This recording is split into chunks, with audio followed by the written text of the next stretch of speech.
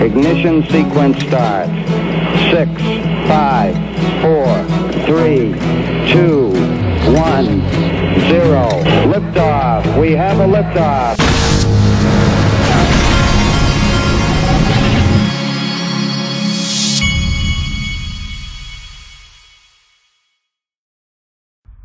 Hey everybody, this is the Digital Asset Investor, and I feel like I used to when I was a kid and the teachers sent me home with way too much homework and I felt overwhelmed by all the homework. That's how I feel doing this channel right now, because every day with this FTX thing and everything going on, it's just crazy. A lot of stuff going on, but that's okay. That's what I'm here for. That's what I do. I literally roll over at 2 in the morning and I'm retweeting things and finding all kinds of information. Well, this is one of the things that I agreed with that I saw this morning. Molly Elmore, why isn't the West stockpiling gold as much as China and other Eastern nations? If gold is going to have a different role in the monetary system, why isn't every country, including the West, stockpiling? Not rhetorical questions. I don't have the answers. Gold Telegraph tweeted this. Swiss gold exports to China and Turkey stay strong. Switzerland in October exported 43.7 tons of gold worth around $2.4 billion to mainland China. Gold continues to move from east to west. Now, folks, what I'm doing, I keep telling you, I'm accumulating. I'm making sure I have plenty of cash, because in these times, cash is king. But I'm slowly accumulating gold. I'm slowly accumulating crypto on these dips. Bought some XRP the other day. I'm putting it on my Ledger Nano OS. By the way, the Ledger Nano OS, the link to that will be in the very top of the description. Whatever you get in crypto, put it on a hard wallet, and you can get them there. I think they're going to be having Black Friday sooner rather than later if they're not already. But also Glint is, and Ledger is one of my sponsors, but also Glint is one of my sponsors. I'm buying gold in my Glint account. I'm also buying physical gold, which you can do through them too. If you're wanting to buy physical, just go to the frequently asked questions and they tell you how to do it. The link to Glint will be in the top of the description of this video. Now here we go. I just wanted to make everybody aware. I got off the phone last night with my deep Swell conference super secret source. And I do have a believer. I mean, I've never had a source of anything, and actually this is just one of my friends. But I do have somebody that's there, and I did have a conversation last night about what all's going on. And it is fascinating, but I don't think it's the right thing to do when some of these guys talk directly to important people with Ripple. I don't think it's the right thing to do for me to come out and talk about it. But I will give you an overall tone that it is a positive. It's a positive tone and an optimistic tone that is coming from the Ripple people. Excuse me. All right, let's move along. John Deaton made a great point here. The blot. Now, note, here's what's going on right now with this whole FTX thing, folks. What's going on is all these the same media that helped to intentionally, by design, prop this guy up and create Sam Bankman-Fried is now running with two narratives. The two narratives are they're looking at CZ Binance and questioning whether he needs to be looked at, because, like right here, Binance role in FTX collapse under congressional scrutiny. Well, of course he's under congressional scrutiny, because those are all the people that were being paid by Sam Bankman-Fried, and now they're pissed that they're about to have the spotlight turned on them. So instead of doing the right thing and looking at any criminal acts by Sam Bankman-Fried, they want to look at him. Well, the other thing that's going on right now is all those same media that built Sam Bankman-Fried, now they're wanting to say, well, maybe, is it possible he made some mistakes? And they're trying to do it like that instead of that he intentionally perpetuated a fraud. So here is CZ Binance, and look, watch Andrew Ross Sorkin do the setup here. You know, we've all seen his tweets now overnight. Do you think he understood what he was doing? Yeah, put some doubt out there. Maybe he just didn't understand. Maybe he's got autism and he just didn't know what he was doing. I think he thought he understood. I think he probably still thinks he understands what he's doing now, which I don't think he should be tweeting. That's for sure. But in terms of intent, I mean, one of the things that's going to be looked at, I'm sure, by regulators, potentially by prosecutors, is what he intended to do. He seems to suggest in a lot of these tweets that he didn't understand, or he mismarked things. And when I say mismarked things, mislabeled things is what I think is the phrase that he's used. And yet, when you looked under the books, clearly it appears that he was demonstrably commingling funds, using the funds to leverage himself up and the like. Yeah, I think, look, I didn't do the due diligence myself, but I think it will be very, very clear that Sam knows that he was using the user funds to do trading for Alameda, and he has been probably doing this for quite a while that nobody else knew until very recently. Well, a small number of people in FTX probably knew. All right. Turns out it was worse than that. The FTX new CEO, John Ray, who's helped oversee some of the biggest bankruptcies ever, including Enron's, said he's never seen anything so bad as FTX. And then he says this: FTX customer funds were used to buy homes for employees and advisors in the Bahamas, FTX new CEO John Ray says.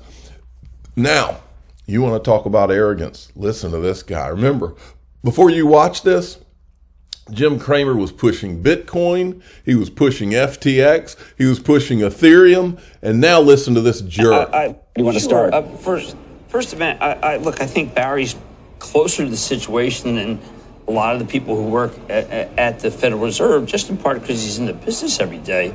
And it's immediate, not looking at last month or the month before. And I think that his projections are far more spot on. As far as your interview with CJ on crypto, I find the level of arrogance for people who think that crypto is good shocking.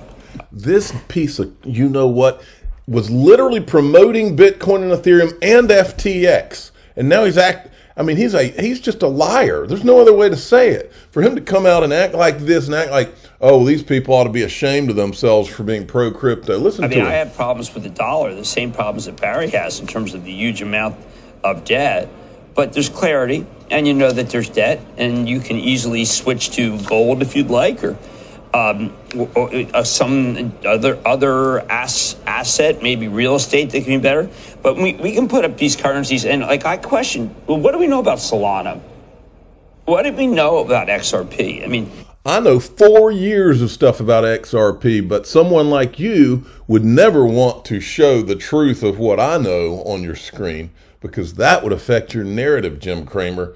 You are everything that is wrong with finance in the United States of America.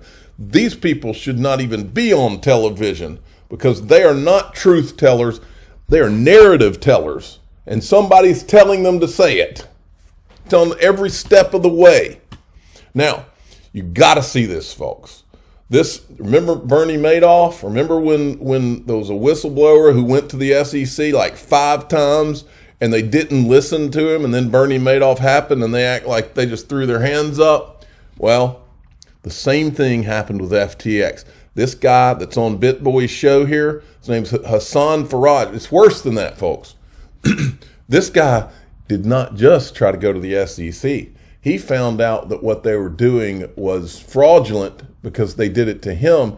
And then he had sophisticated systems at work, and they started recording everything. This guy's got recordings of everything. But here he's talking about how he tried to go to the SEC.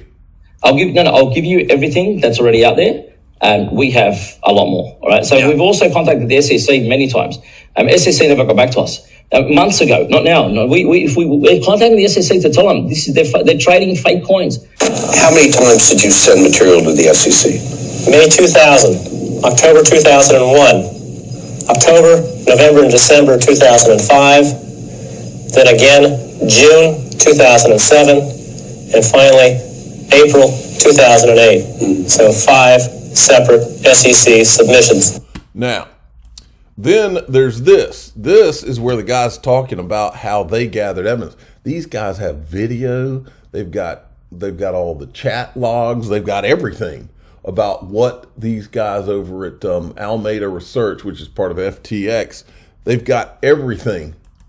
And they did things very You've got to see how we did it. Yeah. You've got to see how we did it, because they're used to people being corrupt, right? Yeah. So they offered us, the moment we went to them and they gave us an offer of close to $1 million Australian straight away, they don't know our losses. They think we're just a company. And then $600,000 was offered to us as hush money, but we had to sign that we wouldn't be discussing this again. This is the first offer. You should see what I asked for. No, you've got to see what I demanded. And at the end, they realized we were playing them, because by the final email, when they wanted to go to arbitration, they're saying, listen, we'll give you guys whatever you want. Basically in the email, look, you'll leave happy. And we asked for everything. I mean, I was going to ask for a super yacht. You know, that was the next thing I was going to ask them for. Because when we realized what this was, we go, shit, forget about Newcoin. This is the whole market. Yeah. If these guys can do it, that means everyone else can do it. If these guys are creating synthetic Newcoin, because right now, you know, this is where it becomes very interesting. This is finished. It's over. It's done. We're asking for our liquidity back. And this is when I say we decided not to, we negotiated to get evidence, right? You've just got to understand that. But this was much bigger than one single company. This became adamant that this was a sophisticated arena which was being utilized to make, I'm talking about the average person. I mean, who was losing money? The average person that was actually putting their money into crypto. Okay, so now Congress wants to have investigations of FTX. Hi, Carl. Well, Congress is planning a new crackdown on crypto. Just this morning, the House Financial Services Committee announced that it plans to hold a hearing in December to investigate the collapse of FTX. And lawmakers said they want to hear from the players involved, including Sam Bankman-Fried. There is no sugarcoating it. The FTX collapse has been a dumpster fire. FTX users have been left out to dry. The digital asset ecosystem is in limbo. Now, we have reached out to the Senate to see if it plans to follow suit. But just yesterday, I talked to the top Democrat on the Senate Banking Committee, Sherrod Brown, and asked if he needs to hear from Bankman-Fried directly. We are aggressively searching for answers. We'll see if bringing him in front of Congress is the right thing. But clearly, there's a public trust violated here, and we need to understand it. Okay. So let me show you a little bit of irony. I said one photo that captures everything you need to know about the state of the United States. That's Sam Bankman-Fried. That's Maxine Waters. Who's she? She's the chairwoman of the Finance Committee of the United States of America. Same one who never called this guy up. Same one who never did any hearings on ETHgate, who ignored it completely. And now she's going to preside over hearings with a guy that she was actually hanging out with and meeting with. Then there's this. Remember the New York Times article? This is the New York Times, or there was a New York Times article that floated that idea that, well, it's possible, you know, he just made some mistakes here. Well, the same New York Times is scheduled on November 30th, 2022 from 8 a.m. to 6 p.m. to have Sam Bankman-Fried, the president of the Ukraine, Mark Zuckerberg, and Janet Yellen to be at an event, speakers at their event. You see what's wrong, folks? There's a whole lot wrong. But I want to, I might skip past.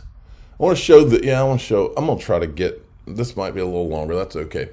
Breaking, this is Charles Gasparino. Breaking, sources say GOP House means hearings into SBF. One focus, SBF meeting with Gary Gensler to create a crypto exchange, and if he was given preference because of his ties to the Democratic Party, also why SEC didn't see the FTX implosion coming. All right. Now, I did a little video, folks. I did a little video. Let me hit the refresh on this. I'm trying to decide if I should show this in the video. I put this video together just to show you that, look, FTX is worse than Madoff. And here's why it's worse than Madoff. In Madoff, you had the SEC. Well, first of all, I think that there's a lot more to the Madoff than was ever shown to the public. I think Wall Street knew about it. I think it's very clear before it happened, that is. But in this case, in Madoff, you had an SEC whistleblower who went to the SEC multiple times and tried to get their attention about this, and they ignored it. Okay. In this case, you've got, in FTX, the same thing happened. They went to the SEC, But the SEC didn't just ignore it. Gary Gensler was behind the scenes meeting with the guy. Okay? He was behind the scenes meeting with the guy. And I think, let me see if I can find it here. I think, well, I'm lost here. Right? It was right here. If he was given a preference because of his ties, one focus is SBF meeting with Gary Gensler to create a crypto exchange. That's pretty specific, folks. So what they're saying is Gary Gensler was meeting with him with a purpose.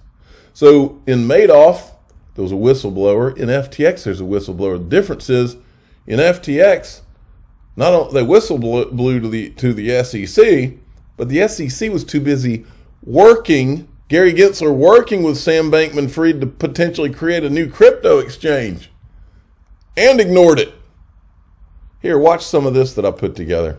The crypto market in chaos after the collapse of the FTX exchange, with a new set of questions on where billions and billions of dollars went. A criminal investigation of its founder, Sam Bankman-Fried, has been opened in the Bahamas. This is being called the worst disaster in the history of crypto.